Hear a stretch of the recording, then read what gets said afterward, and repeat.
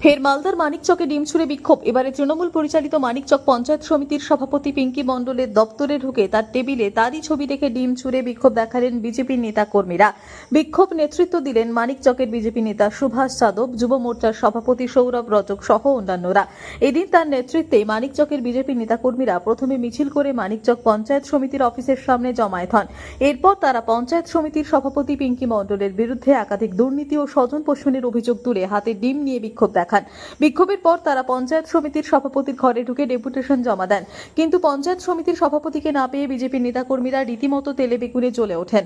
তারা পঞ্চায়েত সমিতির সভাপতির টেবিলে তারই ছবি দেখে একের পর এক ডিম ছুঁড়ে তুমুল বিক্ষোভ দেখান বলেই জানা গেছে।